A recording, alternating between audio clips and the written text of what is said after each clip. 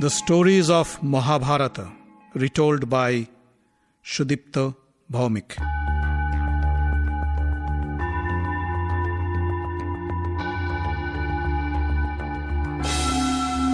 Welcome, dear friends, to another episode of The Stories of Mahabharata.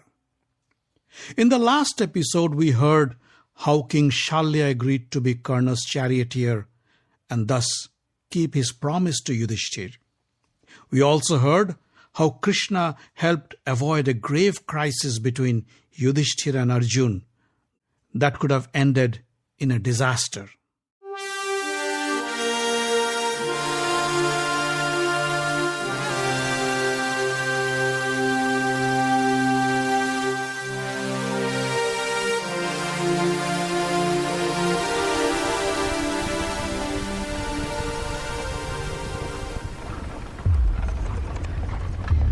As Arjun's chariot raced towards the battlefield, Krishna said, "My dear Arjun, no doubt you are the greatest warrior alive, but don't you ever ignore the might of Karna.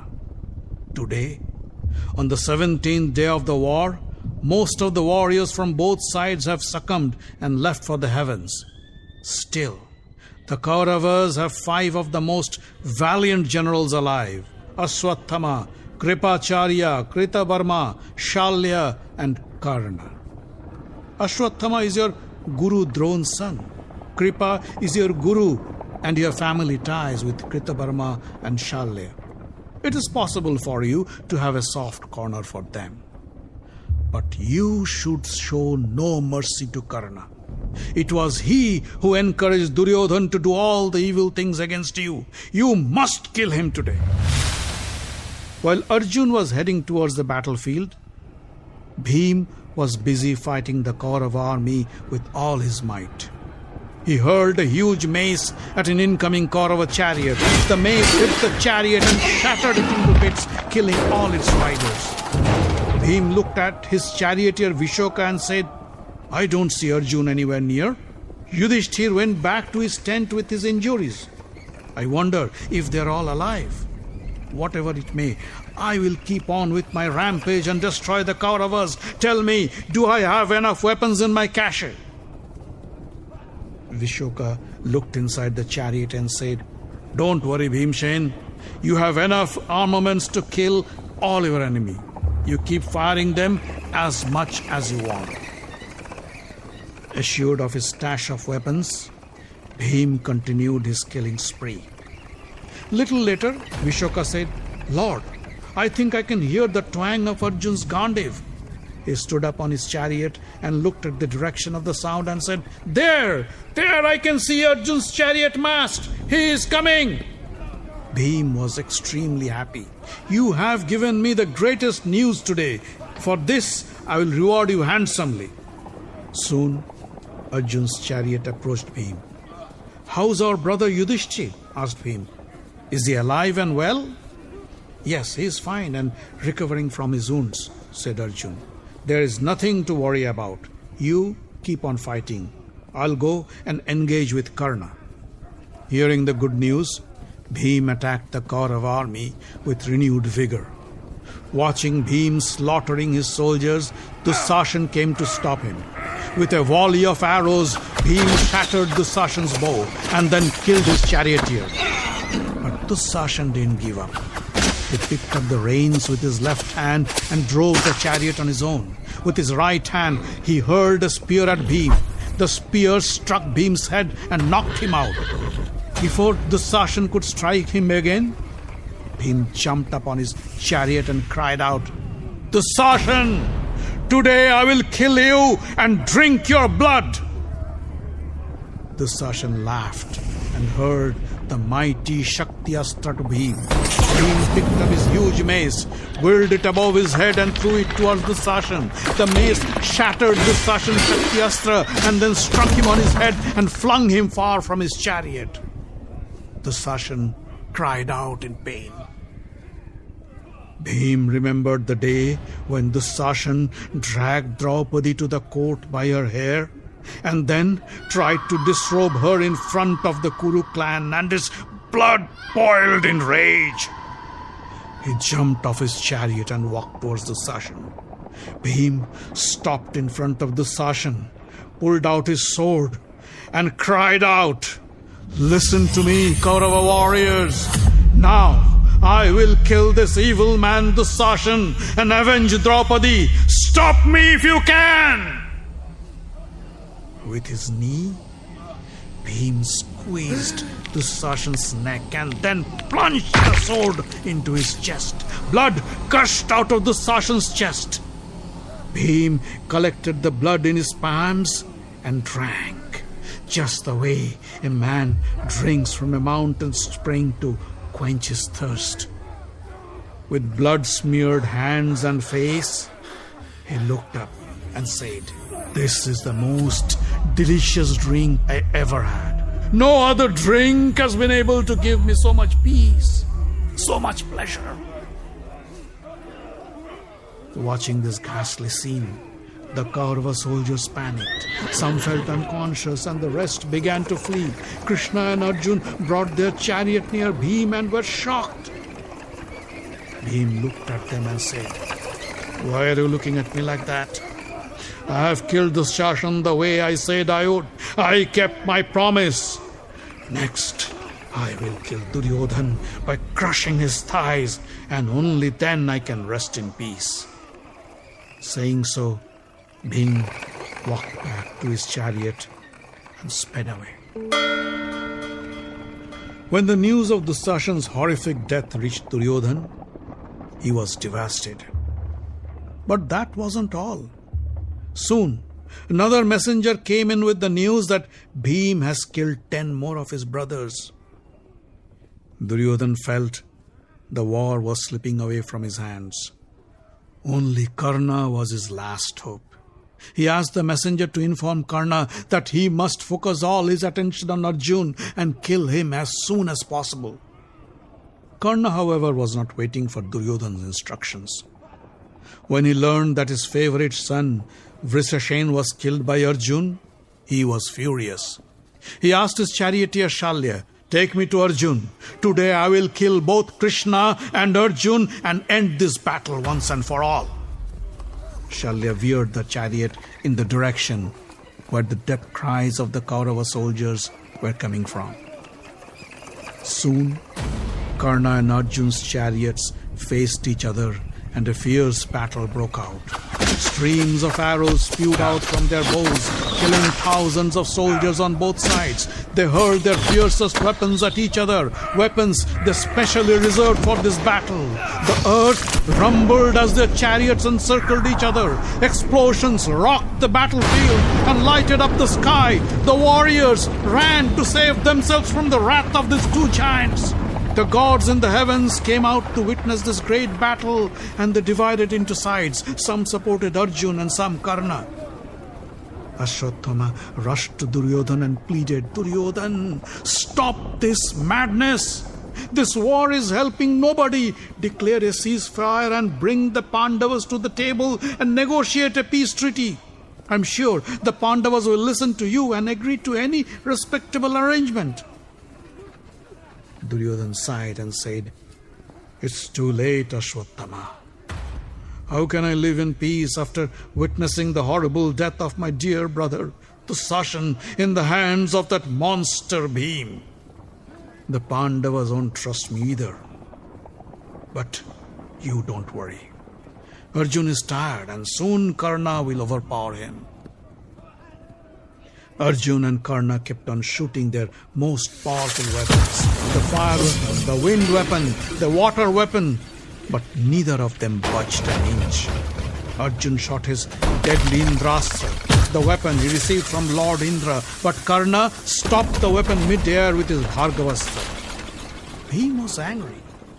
"What's the matter with you, Arjun? Your weapons seems to have lost their power and Karna is devastating our army. If you think you are unfit to fight Karna today, let me know. I will kill that charioteer's son in one strike of my mace."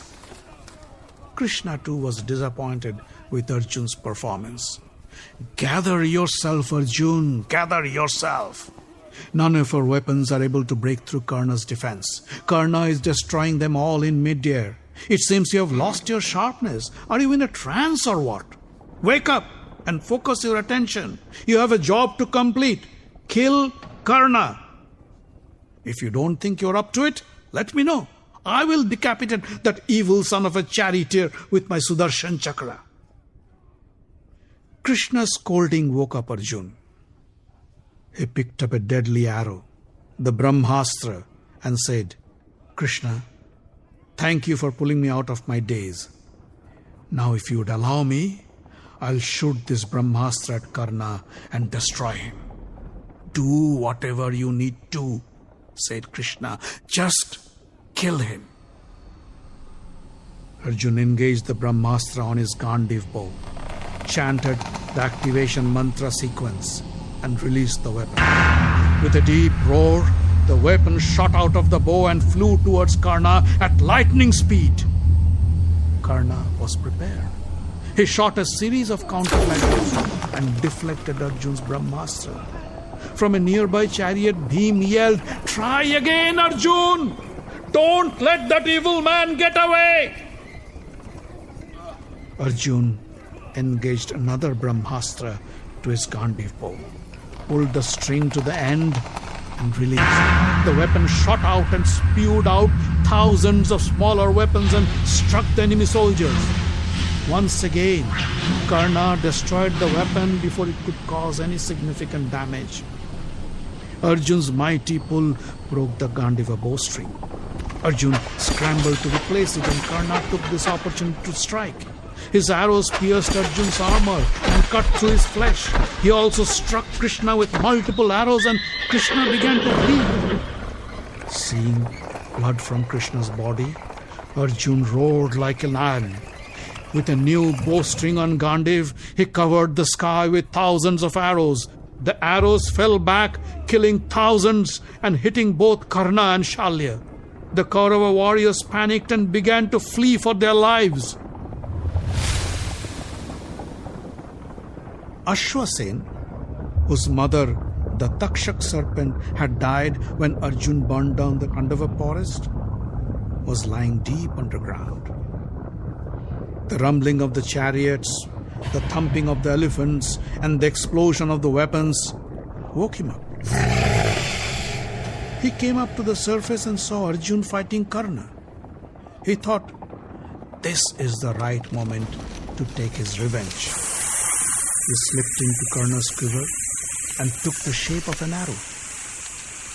Karna, not aware of Ashwasen, picked the serpent as his arrow and engaged on his bow to shoot Arjun. Shalya noticed and knew that it would be impossible for Arjun to survive this weapon. Remembering his promise to Yudhishthira, he said to Karna, Don't use that weapon. It won't cut Arjun's neck. Try something else. Karna, while aiming at Arjun, said, I never re-engage my arrow. I picked this weapon, and this is what I'll use. Saying so, Karna released the weapon. The serpent weapon shot out of Karna's bow like a meteor and hurled towards Arjun. The moment Krishna noticed the weapon, he knew, if this strikes Arjun, he would die for sure. In an instant, Krishna stood up and pressed down on the chariot floor. The chariot wheels immediately sunk into the ground almost an arm's length, and the weapon struck Arjun's helmet and knocked it off, saving Arjun's life. A frustrated Ashwasen returned to Karna and revealed himself. You fired the weapon without knowing it was me you were shooting, he said. That's why I failed to kill Arjun, the man who burned my mother alive. Shoot me once again, and this time I won't fail. Ashwasen, I understand your pain, but I cannot accept your offer, said Karna. I want to kill Arjun with my own might. I don't need help from anybody.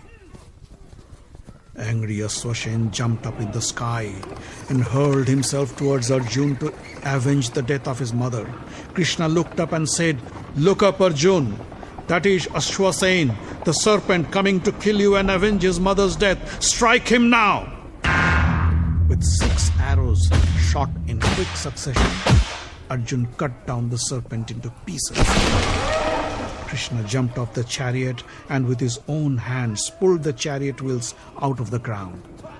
Once again, Arjun launched a fierce attack on Karna, and this time he didn't give Karna any opportunity to defend himself.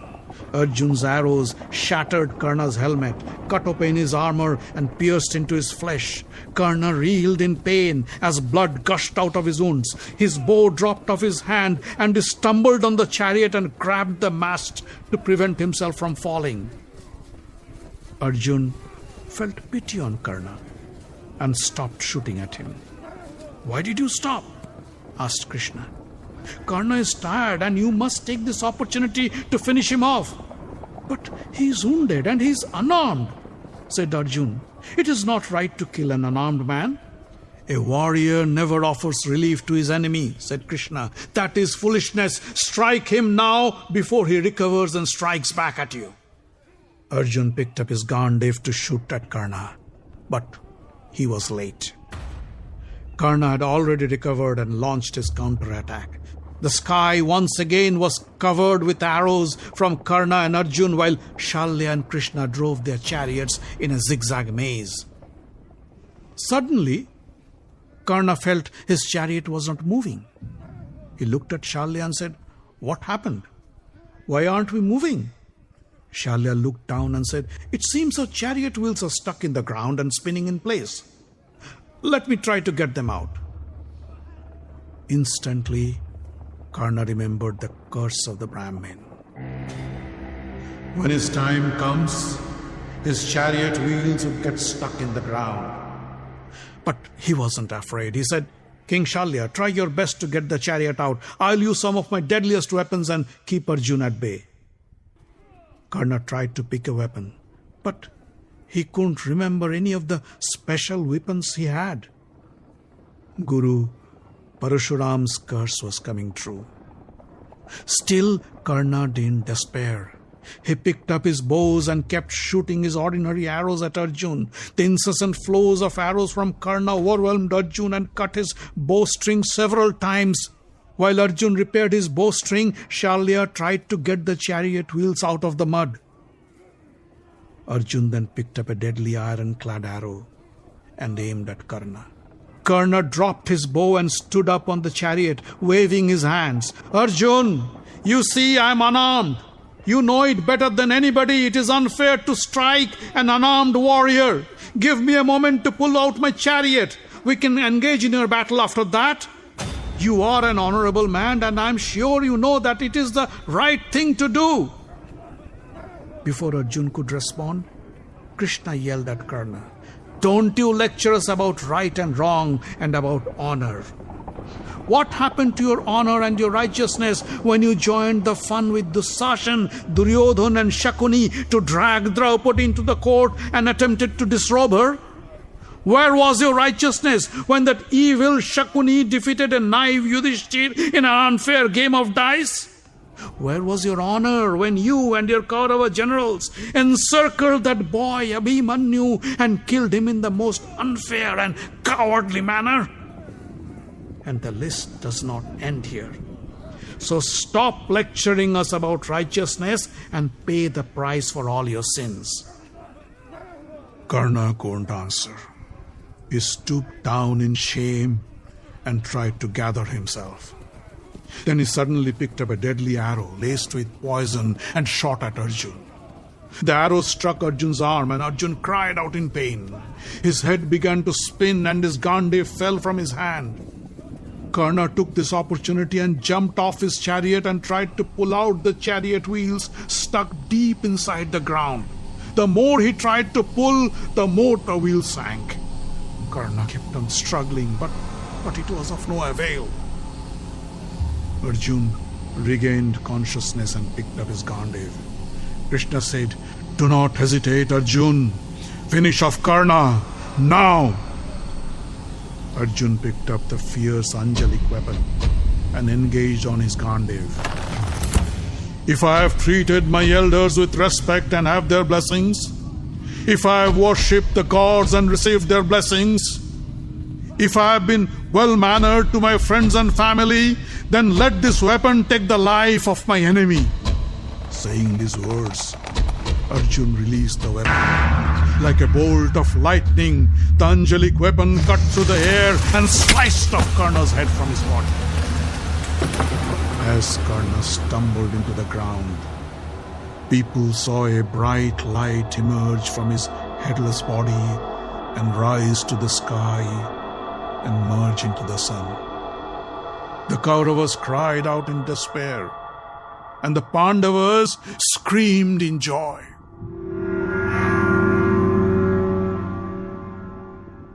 When Duryodhana heard the news, he felt devastated and began to cry.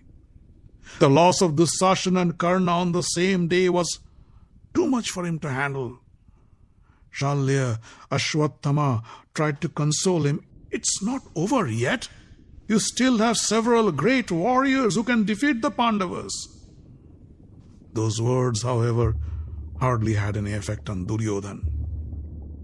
Krishna and Arjun went back to Yudhishthir's tent to give him the news of Karna's fall. A delighted Yudhishthir embraced them both and asked them to take him to the battlefield where Karna lied. Watching Karna's lifeless body lying in the ground, Yudhishthir said, "Krishna, how can I ever thank you? Without your inspiration and guidance, we could never have achieved this." He looked at Arjun and said, "My dear brother, you kept your promise.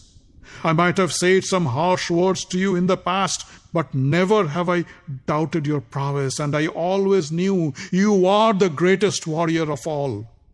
Because of you and Krishna, tonight I'll sleep in peace."